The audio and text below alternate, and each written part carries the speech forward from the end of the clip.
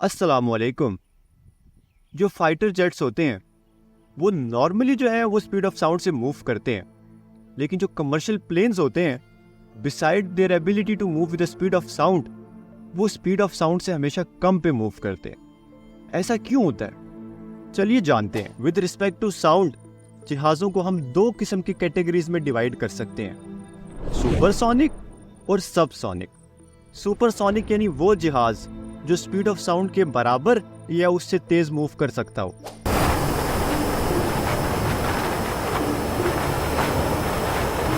और सबसोनिक वो जहाज जो कि स्पीड ऑफ साउंड से कम रफ्तार में मूव करे।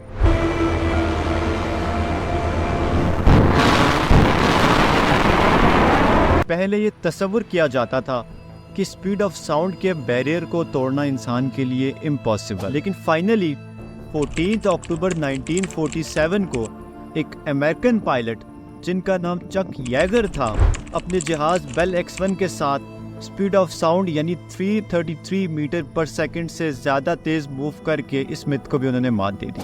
आज तो हमें लगता है कि कोई भी कमर्शियल एयरलाइन जो है वो सुपरसोनिकली ऑपरेट नहीं कर रही, लेकिन हमेशा से ये केस नहीं था। एक कंपनी कनकॉर्ड जो कि म्यूचुअली ऑपरेट होती थी ब्रिटिश एयरवेज और एयर फ्रांस से, ये कंपनी इन्वॉल्व थी कमर्शियल फ़्लाइट्स में, यानी लोगों को एक जगह से दूसरी जगह लेके जाती थी। इस कंपनी ने अपने सुपरसोनिक ऑपरेशन स्टार्ट किए 1976 में। 21 जनवरी 1976 को इस कंपनी की पहली सुपरसोनिक फ़्लाइट ने टेक ऑफ किया लंदन से बहरीन की तरफ। जो टाइम गुजरता गया, इस कंपनी ने दूसरे शहरों की तरफ भी अपने सुपरसोनिक ऑपरेशन स्टार्ट कर दिए, जिसमें वाशिंगटन DC शामिल था और पेरिस शामिल। 25 जुलाई 2000 को इसी कंपनी की एक फ़्लाइट जो कि मूव कर रही थी पेरिस से न्यूयॉर्क, अपने टेक ऑफ के कुछ टाइम बाद ही पेरिस के नज़दीक ही क्रैश कर गई। 24 अक्टूबर 2003 को इस कंपनी ने अपने ऑपरेशंस बंद कर दिए। आपको क्या लगता है कि वो जो एक्सीडेंट हुआ था वही रीज़न था इसके बंद होने का? नहीं, बिल्कुल भी नहीं।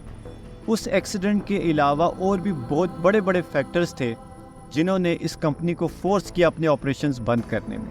इन एक्स्ट्रा फैक्टर्स को अगर मैं ये कहूँ कि ये इश्यूज थे सुपरसोनिक फ्लाइट्स में, तो ये बिल्कुल भी गलत ना होगा। आइए इन फैक्टर्स को वन बाय वन करके डिस्कस करते हैं। जब भी कोई जहाज इतनी तेज रफ्तार से मूव करता है तो उसे हैवी टर्बुलेंस फेस करनी पड़ती है, जिसकी वजह से जो मुसाफिर होते हैं उनके लिए सफ़र नाहमवार हो जाता है। अगर एक जहाज इतनी तेज़ रफ्तार से मूव करता है कि वो स्पीड ऑफ साउंड को भी पीछे छोड़ दे, तो उसको हाई एयर रेजिस्टेंस फेस करनी पड़ती है, जिसकी वजह से उसकी फ्यूल कॉस्ट काफ़ी ज़्यादा हो जाती है in comparison with the commercial flights.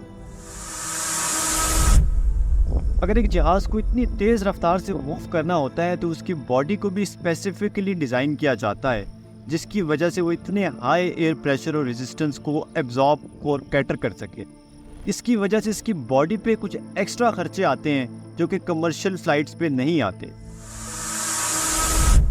कुछ जगहों पे लॉ, रूल्स एंड रेगुलेशंस ने कुछ अमाउंट ऑफ साउंड डिफाइन किया होता है कि इससे ज़्यादा प्रोड्यूस करने पे पाबंदी है।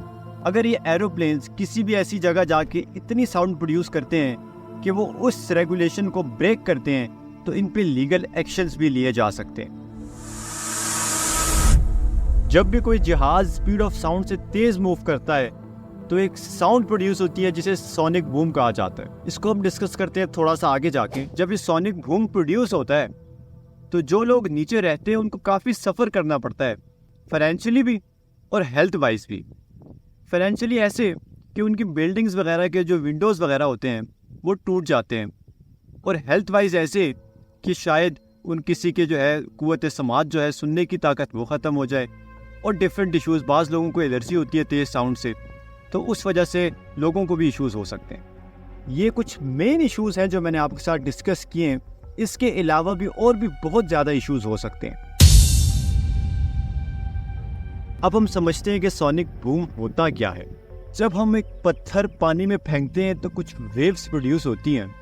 इसी तरीके से अगर एक जहाज़ नॉर्मल सिनेरियो में यानी स्पीड ऑफ साउंड से कम स्पीड पे जब मूव करता है तो इसमें से भी साउंड वेव्स प्रोड्यूस होती हैं। चूँकि साउंड वेव्स की स्पीड जो है वो जहाज़ से तेज़ होती है, इस वजह से ये साउंड वेव्स जो है हम तक पहुंचती हैं और हम इसे सुन सकते हैं। इसी वजह से आपने कभी नोट किया होगा कि जहाज़ की जो आवाज़ है वो हम तक पहले पहुंचती है और जहाज़ बाद में।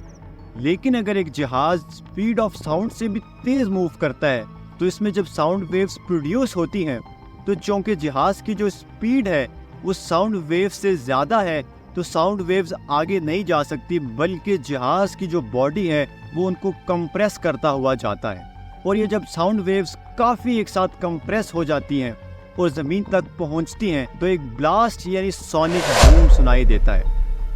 क्योंकि जब एक जहाज़ स्पीड ऑफ साउंड से तेज़ मूव कर रहा होता है तो जहाज़ आगे होता है और उसकी साउंड वेव्स पीछे होती है।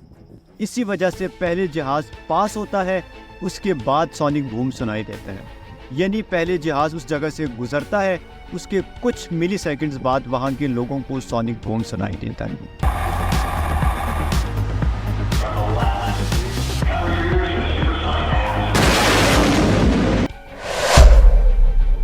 यहाँ पे एक मिसकंसेप्शन है कि सोनिक बूम सिर्फ उस वक्त सुनाई देता है जब एरोप्लेन जो है वो साउंड बैरियर को क्रॉस करता है, बल्कि ऐसा केस नहीं है। जब तक एरोप्लेन जो है उस साउंड बैरियर को क्रॉस करता रहता है, सपोज करें अगर एक जहाज़ जो है वो 1 मिनट तक साउंड की स्पीड या उससे ज़्यादा पर ट्रैवल कर रहा है तो ये सोनिक बूम 1 मिनट तक वहाँ के लोग जो नीचे रह रहे हैं उनको सुनाई देगा। सोनिक बूम डिफरेंट चीज़ों पे डिपेंड करता है, जैसा कि वेट हो गया, साइज़ हो गया और shape of the aeroplane. Sonic boom ये नहीं है कि सिर्फ एरोप्लेन से प्रोड्यूस करते हैं। कोई भी बॉडी अगर स्पीड ऑफ साउंड से तेज़ मूव करेगी तो वो सोनिक बूम प्रोड्यूस करेगी। वो जगह जहाँ पे सोनिक बूम सुनाई देता है, टेक्निकल वर्ड्स में उसे हम कहते हैं बूम कारपेट। रिसेंटली नासा जो है वो डिफरेंट एक्सपेरिमेंट्स और रिसर्चेस में इन्वॉल्व है कि वो सोनिक बूम को रीजनेबली कम लेवल तक ला सके ताकि दुनिया इससे मुस्तफ़ीद हो। हम उम्मीद करते हैं कि नासा इन एक्सपेरिमेंट्स में जल्द से जल्द कामयाब हो ताकि दुनिया इन तमाम टेक्नोलॉजी से अच्छे मुस्तफ़ीद हो।